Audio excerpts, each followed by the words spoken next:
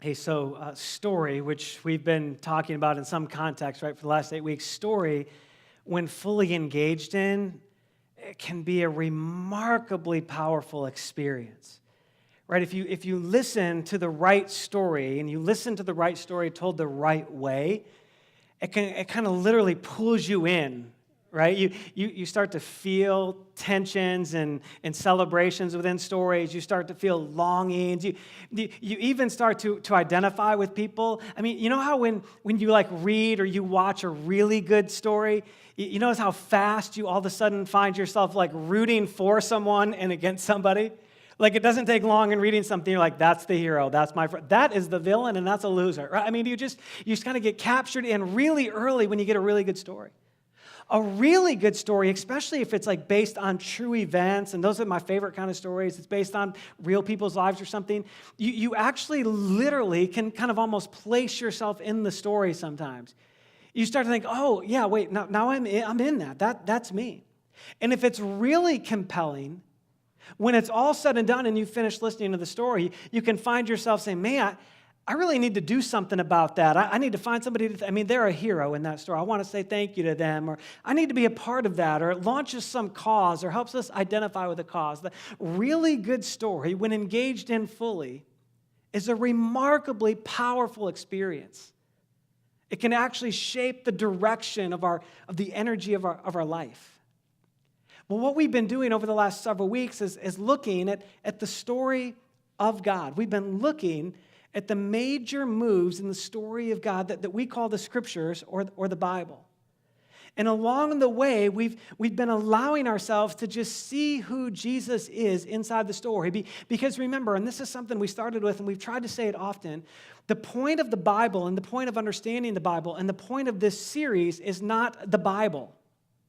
Okay? The point of the Bible is not the Bible. The point of the Bible is to point us to Jesus. The point of the Bible is to help us see Jesus and to see ourselves in relationship to Jesus. The point of the Bible is not to simply accumulate more knowledge. The point of the Bible is to live with and experience the person of Jesus that we find in the story that's about him.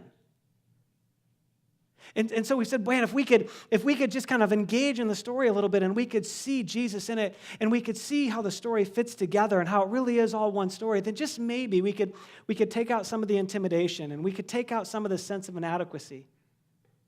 And in its place, we could put some confidence and some expectation, some courage, so that we engage the story. We see Jesus and we see ourselves in relationship to Jesus, in relationship with Jesus. And over the last several weeks, we've looked at some of these moves inside the story of God, and we find ourselves now at this place where we might say, well, this is kind of the end of the story, right? We're kind of at the end. And in some ways, we're at what might feel like the end of the written part of the story. And yet even what we're going to find is that when we engage the end, when we engage this part of the story, even this is a really powerful experience that when engaged fully shapes the direction and the energy of our life. And so we're gonna consider a little bit in a very cursory way today the book of Revelation, which is the last book of the Bible. And if you want to turn there, that's great. It's the last book of the Bible, and we're gonna put some verses on the screen along the way. But here's kind of the deal about Revelation. We'll give you kind of a quick glance, and then we'll talk about some implications and what it invites us into. Because the same God who started the story out of the overflow of his love and has been inviting us into that relationship and that story with him is still doing the same thing in this letter that you and I have called Revelation. So a couple little thoughts about Revelation, just little tidbits. If you look at it in your Bible, in your scriptures, there's no S at the end, just for what it's worth. It was one single revelation. It's not revelations. There's just one, okay? It's one, a singular revelation. And it's a singular revelation given by God to this guy named John, who was one of the earliest and most devoted followers of Jesus, who at the time of catching this revelation, this vision, he's exiled on an island because of his faith. Because he's a believer and a follower in Jesus, he's been exiled to this island. That's his punishment. He's going to die on this island. But what's fascinating is we're reading a letter, we're reading a document that he penned in response to this vision of God, because when he went to this island, clearly what happened was that his intimacy and vibrancy with Jesus continued to grow. Like the punishment and the challenge didn't kill his faith and his reliance and his love for Jesus. It seems to have, if nothing else, expanded it somehow. And so he's in this intimate, ongoing relationship with Jesus while exiled. And God just opens up this vision of what you and I might kind of begin to call the end of the story. And here are some things that John sees and he records for us. And there's some space on the top of your teaching outline. If you're a writer and a note taker, that's great. This will be, maybe you just want to catch some of these. The first chapter is really about a resurrected Jesus. What you and I have as chapter 1 is about a resurrected Jesus. It's about John seeing that, oh yeah, our King is the King. He really did rise. He really is alive. I'm exiled because I believe in this King. He is our King. He's perfected and glorious. He's our King. Chapters 2 and 3 are some letters to the churches that are on the earth at that time. And if you kind of wonder, hey, does Jesus ever have like some kind of challenging things to say to the church? Just read chapter 2 and 3 at some point, but brace yourself. It's honest, it's pretty raw, it's pretty real, and you would probably feel us in it. I mean, right, it's letters that would still apply very much to us today. There's some warning in there. There's some, oh no. There's some, yeah. But he's given them some invitation, and John records that. In chapters 4 and 5, we see some of the church already worshiping in heaven. We see those who have passed on, they're worshiping in heaven, and we get this window into God's greatness and his bigness, and we're starting to get a window into Jesus on this throne, and it's this beautiful thing, and we're starting to get our first glance into people in heaven constantly seeing new elements of Jesus. Just think about this. All of eternity, just continually seeing new parts of Jesus, being amazed in almost every breath by the Jesus that we could spend eternity with. And then chapters 6 through 19, this is where it gets interesting. Chapters 6 through 19, we find what's often called the Great Tribulation. And here's where things get weird, not so much because of what's in the story, but because of what people want to do with the story. So here's the thing. Some of you have enough church background that you're now tuned in really well because you're waiting for me to say, okay, now we're going to know if this place is legit or not, okay? You want to use words like millennial and amillennial, trib, post-trib, mid-trib. You want to talk about, hey, there's some trouble coming. And is Jesus going to come in this thing called a rapture and get the church, the followers of Jesus, out of here before all of that happens, in the middle of when it's happening, after when it's happening, okay? And here, I'm going to give you the answer, okay? And then we're never going to talk about it again, okay? I'm going to give you the answer, okay? It doesn't matter that much. Okay? It doesn't, we're not going to draw lines in the sand. We're not going to debate about it. We're not going to argue about it, because when we do, what happens is we begin to completely miss the point. And so here's what happened. We get one camp of people who that's all they want to read and that's all they want to talk about. There's another camp of people who want to say, look, let's just ignore the book of Revelation. That is clearly not for us. And the balance is somewhere in the middle, as it often is, right? There's a message of hope in this for us. There's a message of opportunity. There's a message of God's faithfulness, his goodness, his redemptive purpose, and his redemptive potential. And so there's some big moves in 6 through 19, and there is some of God judging the earth, and there is this separating in there. It's in there. But it's pointing someplace. It's pointing someplace. By the time we get to verse 20, what we find, and man, this is good news. By the time we get to chapter 20, what we find is sin and Satan exit. Sin and Satan exit. Remember, all the way back in the beginning, God creates men and women in this garden to enjoy his presence and be with him. And Satan enters, and there's this invitation to sin, which men and women choose. And then really Satan gets all this authority in the earth and in the world that we live in now. And John's recording this vision from Jesus, which paints this picture of, hey, there's a day that's over. There's a day that's over. There is a day that thing is ending. And it's ending, listen, it's ending because Jesus is up to something greater. There's a new heaven and new earth. And that's what we start to see in chapter 21. There's a new heaven and there's a new earth. Jesus is creating something, things that we know, they're going to fade away. Let's even look at it. The first 5 verses of chapter 21 in Revelation, here's what they say. Then that's John, he's talking, I saw a new heaven and a new earth. For the first heaven and the first earth, the ideas we have about them now, they had passed away, and there was no longer any sea.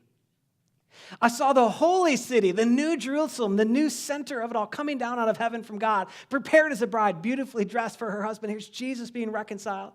And I heard a loud voice from the throne saying, look, look at how great this is. God's dwelling place is now among the people. And will you just read the rest of that sentence with me? God's dwelling place is now among the people, and he will dwell with them. Read it again like you actually think it could possibly be true, okay? And he will dwell with them. Come on, that's good news. Listen, because here's what's happening. Here's what's happening. God always finishes what he starts. And God created us in the garden to dwell with us, to be with us, for us to be with him. And that's interrupted by sin and messed up by Satan and his authority on the earth. And Jesus is saying, oh man, look, I know, but look, I will finish what I started. We will dwell together. We will be together. And they will be his people. And God himself will be with them, and he will be their God. Verses 4 and 5 are going to say he's going to wipe every tear. You're not going to be any more death. You're not going to mourn and grieve and cry and pain, because the old way of living, that's gone. The old way is gone, because I'm going to finish what I started. He said, I'll be seated on the throne. He says, I'm making everything new. And then he says to John, hey, John, I know like you and the rest of humanity, you're kind of forgetful. Write this down. Get it down, right? Because it's trustworthy and it's true and it's life-giving. And it is life-giving to have this hope of what's in front of us. I'm making everything new. And then chapter 22 describes some of that. We get God and redeemed man in paradise. We get God and redeemed man in paradise. That's the completion. That's him finishing what he started. God putting us back together, and we are with him. We are fully with him, and we're not interrupted by sin. We're not beaten by sin. We're together. There's no more death and loss. We're together. In fact, look at the first few verses of chapter 22. It says this, then the angel showed me the river of the water of life, as clear as crystal, and is flowing from the throne of God and the Lamb, that's Jesus, down the middle of the great street of the city. And on each side of the river stood the tree of life, which again points us all the way back to the beginning of Jesus creating us with this tree of life, this ability to experience him fully, bearing 12 crops of fruit, yielding its fruit every month. And on the leaves of the tree are healing for the nations. Again, there's this restoration, this reconciliation. No longer is there going to be any curse. The throne of God and the Lamb will be in the city, and his servants are going to serve him there. We're going to spend eternity serving with Jesus, and they will see his face, and his name will be on their foreheads. We're going to be marked by Jesus. There's going to be no more night. They will not need the light of a lamp or the light of the sun, because God's just going to be the light. No more light, no light switches in heaven. It's just always light. And about February here, we love that truth even more, yes? He's always light. No night, no light. It's just who he is. It's just who he is. Look how it ends. I love this. This is such good news. Look, and they will reign with him. Man, we're going to reign with Jesus in that kingdom forever and ever. We're going to lead with him. We're going to serve him. They will reign with him forever and ever. And let me give you one more little tidbit of just kind of about Revelation, where we get confused sometimes. We will reign with him forever and ever. Look, when you, I want to be really careful with this, but when you die and you leave this earth and your spirit resides with Jesus forever, you don't become an angel. You become a completely new creation. Your spirit is alive fully with Jesus. The Bible actually has some pockets where it says, man, we're created a little above the angels. To think that we're going to go to heaven and become an angel might actually be a demotion. We weren't designed to be angels. We were designed to be spirits that are fully united with Jesus in his presence. So don't sell it short. Go big. We're going to live and reign with Jesus forever in that. See, because listen, here's the thing. I just want to say it again. God's always going to finish what he started. He's always going to finish what he started. And we're going to talk about what that means for us. But can I just say that I think this is the word for some of you today. That's true for the sake of eternity. And it's true right now. And whatever that thing that Jesus has started in you, whatever that healing thing that you're not sure it's going to make it, it's going to make it. God's going to finish what he started. That healing of your soul and your wound, God's going to finish what he started. That dream and that vision that he's launched in your life for his kingdom good and his glory and fame that feels so far out there and feels like it's completely stalled. Listen, he's going to finish what he started. That path of reconciliation that he started and you're already seeing the beginning fruit of, he's going to finish what he started. God's going to finish what he started in your life. It's just who he is. Out of the overflow of his love, God finishes what he starts.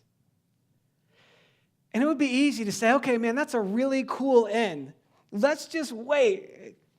Hurry up, Jesus. I'm here and I'm set. I am locked and ready. Let's go. And yet that doesn't really fit with the rest of the story. Remember the story, all the movements go together. And see, when we encounter the overflow of God's love and we encounter in our own lives, there are some natural things that begin to pour out of our lives as we consider that and we live in that. Let me just give you a couple. The first one is simply this, that when we see this part of the story, when we think about eternity and we think about a new heaven and a new earth, we refocus ourselves. We say, in light of that, we're going to refocus ourselves. Every now and then we just recalibrate and we say it's more about eternity than it is now. It's more about my eternal living than it is my current living. It's more about my eternal peace than it is my current. It's more about my eternal comfort than it is my current. It's more about, I'm investing my life into things that are going to last. I'm investing my life into righteousness and joy and peace and love and hope and kindness and compassion and transformation and salvation. I'm investing my life in those things. Jesus talked about it in Matthew chapter 6. I love it. Jesus just being very plain and simple with us. He said, look, don't store up for yourselves treasures on earth. Don't put all your hope in the thing that you can accumulate here, because those things, man, they can be destroyed and they can be stolen. Don't put all your hope in your retirement. Don't put all your hope in what you can leave your kids. Don't put all your hope in the job. Those things can be broken. He said, have them, that's fine, but store up yourself the treasure, like live towards forever. Live most focused on investing in Jesus' kingdom, his heaven, even here on this earth. Again, his qualities, his fruit, his love, his joy, his peace, his patience, his kindness, his long-suffering and endurance, his graciousness, his forgiveness, his deep desire to be reconciled with people that he loves. It's like engage in those things. I love C.S. Lewis. He just had a way of saying things, and he had said it this way: aim at heaven, and you'll get earth thrown in. But if you aim at earth, you're not going to get either one. If we get too locked in on what can I accumulate here and what am I building my hope in here, we actually end up missing both. C.S. Lewis kind of pegged it for us, right? I love a guy named Paul, who we looked at a lot last week. He said it this way in 2 Corinthians chapter 4. He's just real honest. He said, we're not fixing our eyes on what's seen right here. We're going to focus on what is unseen. Since what is seen is very temporary, like this body, that house, that job, this thing, that, right? That's very temporary. But what is unseen, the joy and the love and the righteousness, the right standing, the worship, the honor, the rescue, that's eternal. We'll celebrate those for forever. So the point is in that direction.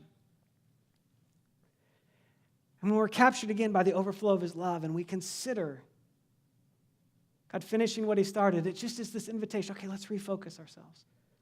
Look, the natural drift is towards the seen. The natural drift is towards what we can see, what's right in front of us. Just right. It's just the natural drift. And so part of why God gives us the story is just to kind of help us recalibrate along the way. And as we refocus, one of the things that begins to happen is we again experience the overflow of his love. And there are some very natural results of a life that is experiencing the overflow of Jesus' love.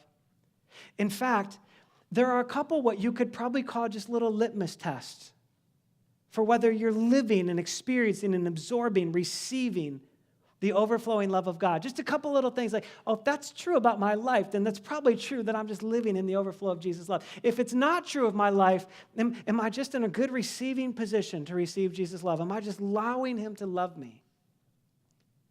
And one of those is that we reach others. We reach others.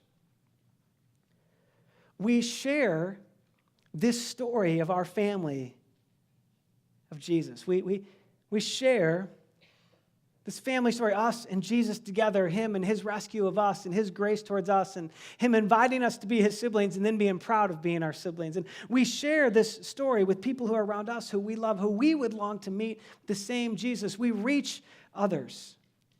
The salvation story experience with Jesus was never intended to stop with you and me.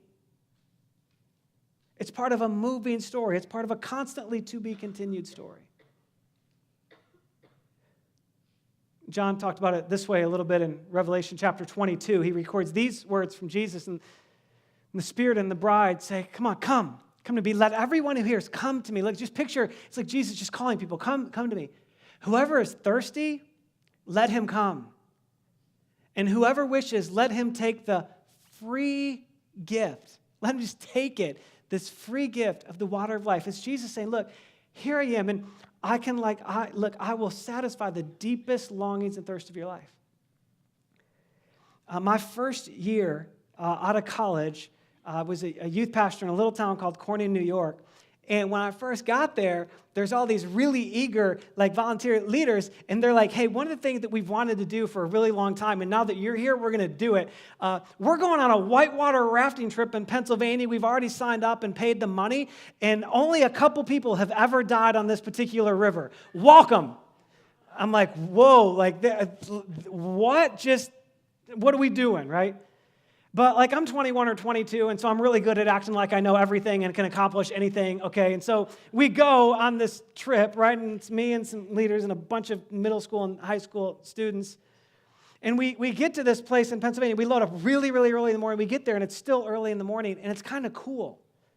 And the sun's not fully up yet, and so we're layered up, and we're smart. We've all got life jackets on, okay? It's a river, it's a big deal, and so we got the life jackets on, okay?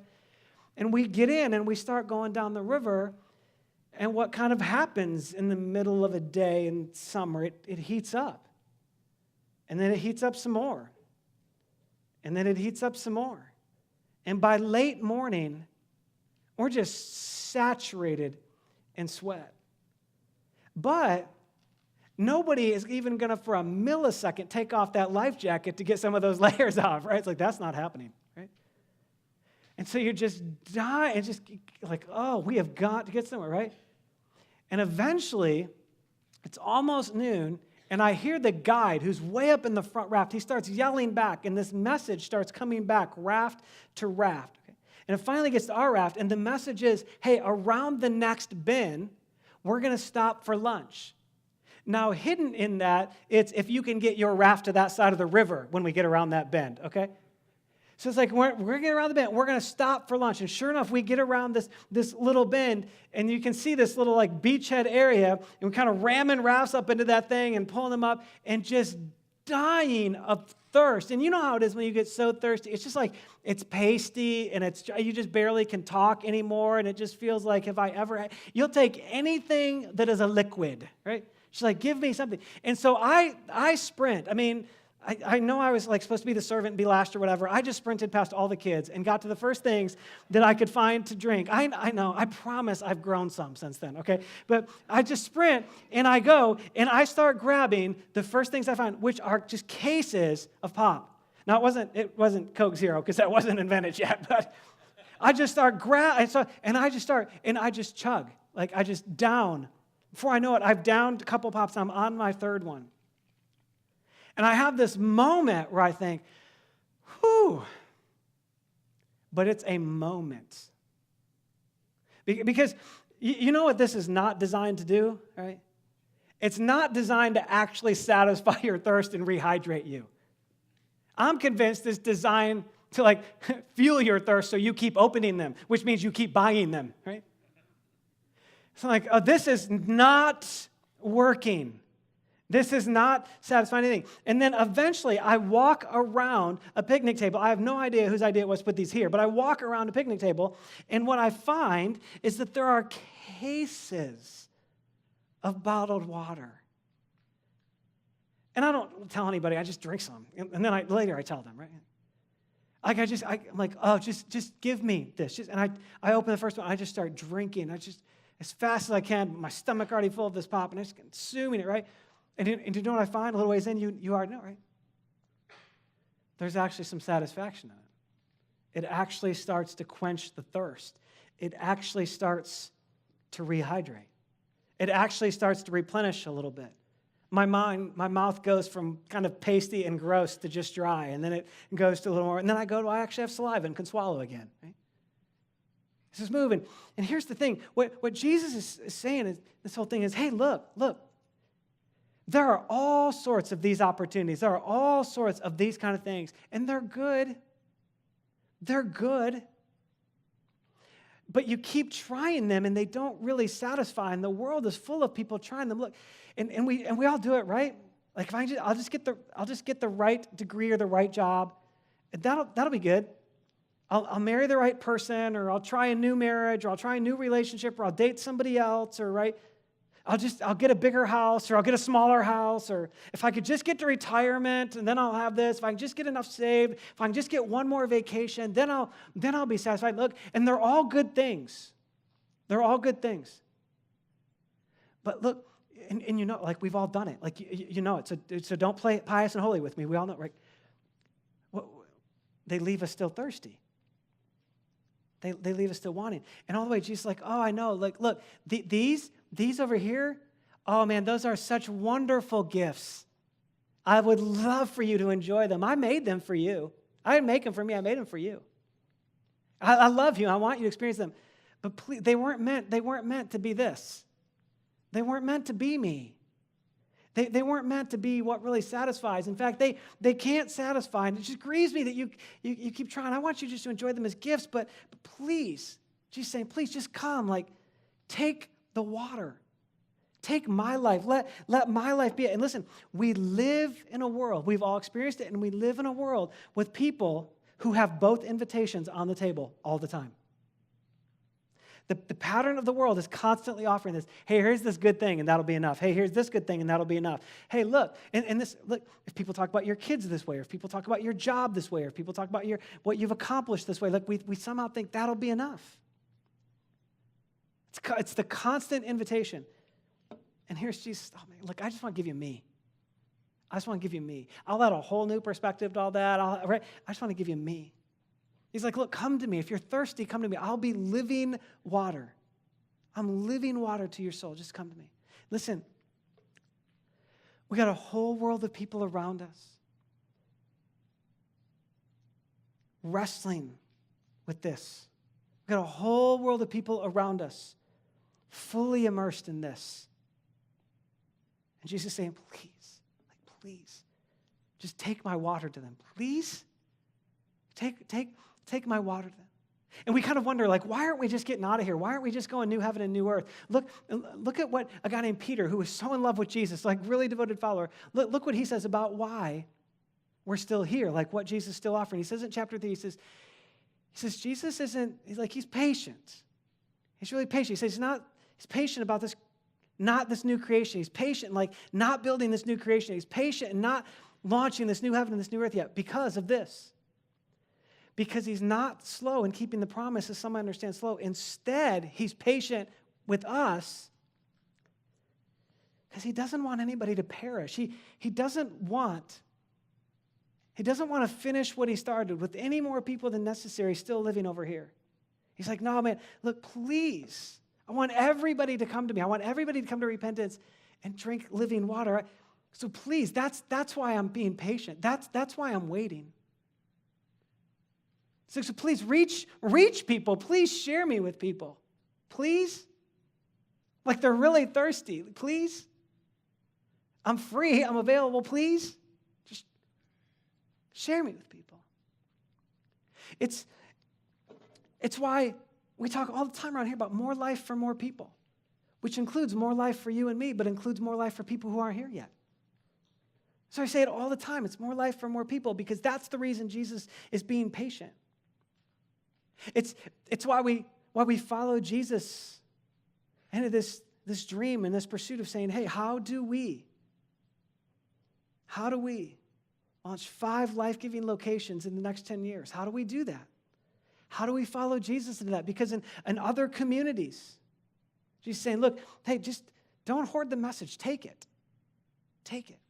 It's why some of you along the way, you're so in love with Jesus and you're so open to Jesus prompting that the next few years, you might be one who you really hear Jesus prompting the inner part of your soul saying, hey, why don't you just pack it up, sell it, get a job transfer or get a new job, and it's time to move over by Detroit or to Flint or to Traverse City or Milwaukee or Madison or Chicago or wherever. It's just time to, you go be part of launching one of those. You go be part of that. Pack it up, move it in, and you go be part of that. And some of you in the next few years, you'll hear that, and you'll be so excited and freaked out all at the same time.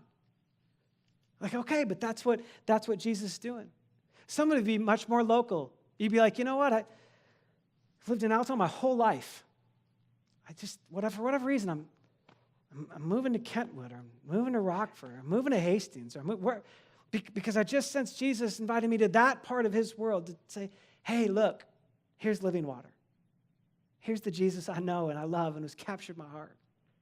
Here's who he is. It's why we lean in really hard to times like Christmas. We want to be reaching others all the time, but there are just times where common sense tells us that it's just people are more open to the person of Jesus. There are times of year, and now Christmas even more than Easter. I saw one study that said 82% of people who don't follow Jesus would be open to an invitation to a Christmas service if a friend just invited them. Are you kidding? I mean, kidding me? 82%. 82%. That's why I want to challenge all of us, you and me together, all of us, to one of our 4 Christmas services on December 23rd and 24th. Let's all of us invite at least 3 people. Let's all of us invite at least 3 people. And here's the deal. I know what you know. Some of them are going to say no. But let's not say they're no for them. Let's not be their voice. Let's give them an opportunity. I know some of the people I'm going to invite are probably going to say no. I've invited them every year. We've had a chance to even talk about Jesus a little bit. And you know what? I'm going to go invite them again. I still love them. I still have hope. What would it look like just to say, hey, what's your family? What's it look like to say, I'm going to invite at least 3 people to one of these. 3 here, 1 in the middle. I'm going to figure it out. I'll sacrifice even some of my own comforts and my own plans to make it happen. Why? Because we're just trying to say Jesus has invited us to just be people who share his life and share our family story with him. He's pleading with people, please come to me. I'm living water. I want to satisfy your deepest soul desires, the one I made with you. I want to satisfy the eternity that I already put in your heart. See, here's the thing. The story of God isn't designed to give us a bunch of knowledge that leaves us the same. It's designed to point us to Jesus and invite us to live with him. The story of God isn't designed to give us a bunch of knowledge and leave us the same. It's invited to point us to Jesus and help us as we live with him and as we follow him. And the same God that created out of the overflow of his love is still reaching and searching and rescuing out of the overflow of his love and including us in it. He's left none of us on the bench and none of us in the stands. He's including us in that part of his story. And so as we take the whole story of God, from beginning to end, we see this constant theme. God created out of the overflow of his love. He reaches out of the overflow of his love. He shows us Jesus and gives us Jesus out of the overflow of his love. He shows us a whole new way to live because he loves us so much. He takes a cross and beats a grave out of the overflow of his love and the depth of his desire for us. He gives us his spirit out of the overflow of his love for us and desire to empower us to be family. He tells us the end of the story out of the overflow of his love for us so we could be refocused and part of what he's doing to still reach people. Because he's going to finish what he started.